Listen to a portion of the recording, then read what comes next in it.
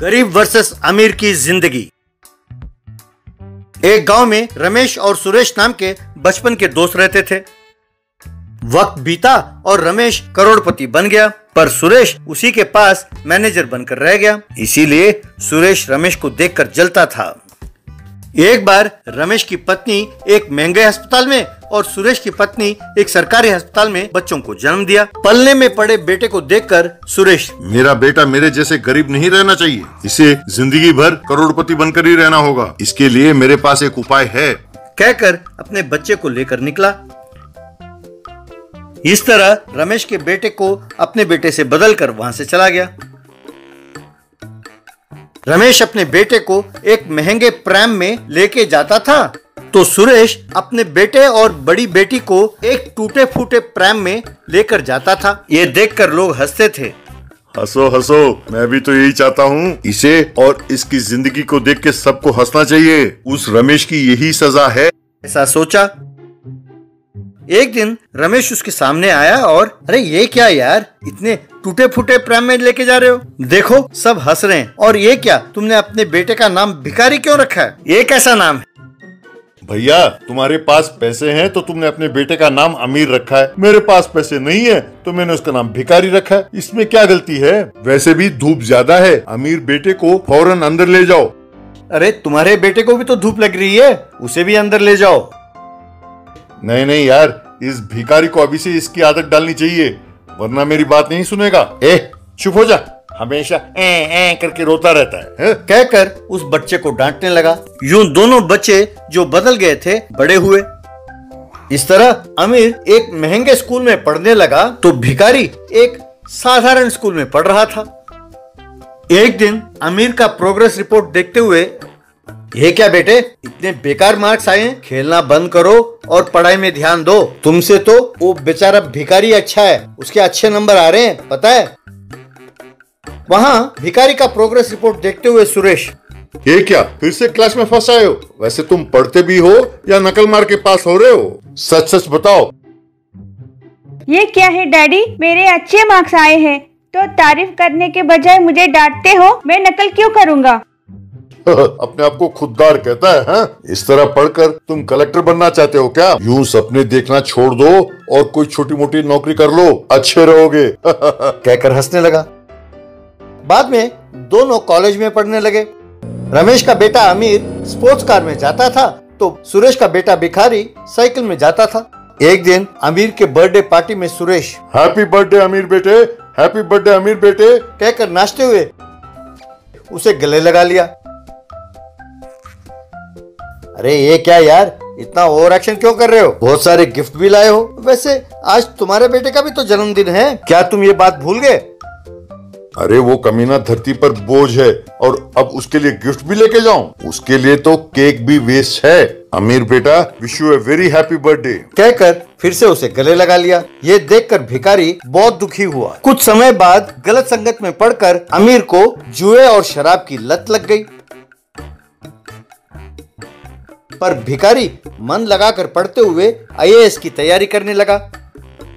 एक दिन सुरेश और उसकी पत्नी गरीब को लेकर रमेश के घर गए। रमेश, देखा, ये मिट्टी का माधो आईएएस पास हो गया है। मेरे समझ में नहीं आता कि इसके पास इतनी दिमाग कहाँ से आई। मुझे लगता है इसने नकल जरूर की होगी। तभी अमीर दौड़ा दौड़ा घर के अंदर आया और एक अलमारी के पीछे जा छुपा। उसके पीछे कुछ पुलिस वाले आए। रमेश जी, आपका बेटा एक बहुत बड़े केस में फंसा हुआ है। ये छोटा डॉन यानी बड़े मियाँ के साथ मिलकर ड्रग्स का धंधा कर रहा है। उसके साथ कोई झड़प हुई और इसने उसे गोली मार दी। वो अब अस्पताल में अपने जान के लिए जूझ रहा है। हमें आपके बेटे को गिरफ्तार करना होगा। ये क्या बकवास कर रहे हैं एसआई साहब? वैसे अमीर बेटा बहुत होशियार है और बहुत समझदार है। वैसे वो यहाँ आया ही नहीं, यहाँ नहीं है वो। आप यहाँ से जाइए। एसआई साहब, मैं ये तो जानता था कि कि वो गलत संगत में पड़ा है, पर अभी अभी पता चला है कि वो हिंसा में उतारू हो गया है। अब पानी सिर के ऊपर से जा चुका है। गलती जो भी करे, गलती गलती ही है। वो देखिए, उस अलमारी के पीछे छिपा है, आप उसे ले जाइए। नो, मेरा बेटा ऐसा नहीं है, वो भोला है, आप उसे ले जाएं, ये मुझे मंजूर नहीं है।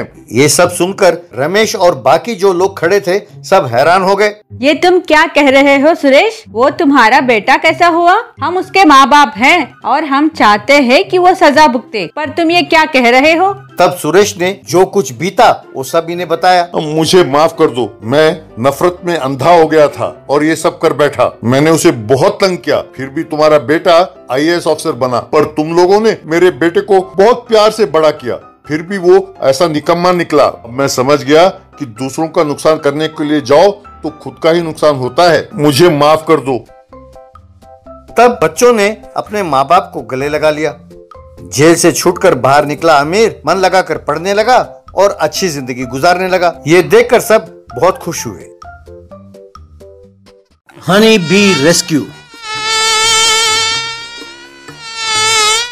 सौराष्ट्र में श्रेष्ठा नाम की एक बहुत होशियार लड़की रहती थी। उसने एक बार ऑनलाइन में पिज्जा ऑर्डर किया और फिर हेलो, मैंने ऑनलाइन में पिज्जा ऑर्डर किया है। आपको पता है ना कि आधे घंटे में आपने डिलीवरी नहीं किया तो मुझे पिज्जा मुफ्त में मिलेगा, याद रखिए। कहकर फोन काट दिया। फिर हे भगवान, उसके रास्ते में पूरा ट्रैफिक होना चाहिए, वो बस 5 मिनट देरी से आ जाए तो मुझे पिज्जा मुफ्त में मिल जाएगी, कहकर भगवान से प्रार्थना करने लगी। वहाँ पिज्जा के दुकान में डिलीवरी बॉय ठाकुर की श्रेष्ठा के घर हमेशा डिलीवरी करने वाला शिवम ठाकुर से, ए ठाकुर, जरा बच के ध्यान से, वो लड़की श्रेष्ठा फ्री पिज्जा के लिए तुम्हें बहुत सताएगी। वो पिज्जा डिलीवरी लिए बिना बहुत सारे ट्रिक्स प्ले करेगी। उसकी परेशानी से बचने के लिए ही उस एरिया का कोई भी ऑर्डर आजकल मैं नहीं ले रहा। अच्छा, तो ये मुफ्त का माल का केस है। मैं जानता हूँ कि इसे कैसे सबक सिखाना है, तू चिंता ना कर यार, कहकर पिज्जा लेकर बाइक में निकला। श्रेष्ठा जो अपने घर में यहाँ वहाँ टहल रही थी, घर की घंटी बजते ही, अरे ये कौन है जो घंटी बजा रहा है? कहीं वो पिज्जा डिलीवरी बॉय तो नहीं है? इतना जल्दी पहुंच गया? वो कमबख्त इतना जल्दी आ कैसे गया? कहकर चुपके से जाकर खिड़की से झांक कर देखा तो श्रेष्ठा का पिताजी सौरभ। अरे बेवकूफ लड़की, इतनी देर लगा दी दरवाजा खोलने में, जल्दी खोलो दरवाजा। तब श्रेष्ठा दरवाजा खोलते हुए, ओ बापू, तुम हो? मैंने सोचा वो पिज्जा डिलीवरी वाला आया है। मैं डर रही थी कि आधे घंटे के अंदर आ गया और पिज्जा डिलीवरी देगा तो मुझे पैसे देने होंगे। ये सोचकर कि फ्री पिज्जा मिस कर जाऊंगी मैं डर रही थी। अगर वही उसने आधे घंटे के बाद दिया तो उसे पिज्जा मुफ्त में देना पड़ेगा, इसीलिए मैं छिप रही थी। अरे ये क्या आदत है बेटा, फ्री पिज्जा खाने की आदत छोड़ो। अगर यही होशियारी तुम पढ़ाई में दिखाती तो खूब आगे बढ़ती। ऐसे फ्री पिज्जा के सपने छोड़ो और पैसे तैयार रखो। ये लो पैसे और पिज्जा ले लो। वो पैसे लेकर श्रेष्ठा, बापू पागल है, देखते जाओ, ये पैसे मैं रख लूंगी और फ्री पिज्जा कैसे खाऊंगी। तभी डिलीवरी बॉय ठाकुर, मैडम यहाँ श्रेष्ठा कौन है? हाय रे, ये तो पहुँच गया, अब क्या करूँ? यूँ सोचकर, श्रेष्ठा कौन है ये तो मैं बताऊंगी, पर मुझे क्या फायदा? मैडम जरा जल्दी बताइए मैडम, अगर देरी हो गई तो ये पिज्जा मुझे फ्री देना पड़ेगा, तब वो पैसे मुझे ही भरने पड़ेंगे। मैं तुम्हें बताती हूँ कि श्रेष्ठा कौन है, कहाँ रहती है, पर तुम्हें मेरा एक काम करना पड़ेगा।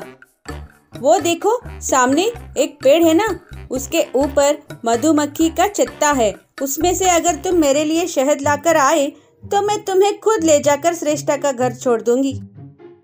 मैडम आपने देखा है कि वो मधुमक्खी का छत्ता कितना बड़ा है? अगर उन मधुमक्खियों ने डंक मारा तो मैं मर जाऊंगा मैडम। ये क्या, तुम इतने डरपोक हो? वो शहद कोई साधारण शहद नहीं है, वो खास तरह का मधुमक्खियों का बना हुआ शहद है, बहुत महंगा है। उस शहद का मार्केट में बहुत डिमांड है, एक बोतल 1000 रुपए से ज्यादा कीमती है। देखा ना वो छत्ता कितना बड़ा है, कम से कम 10 बोतल शहद निकलेंगे।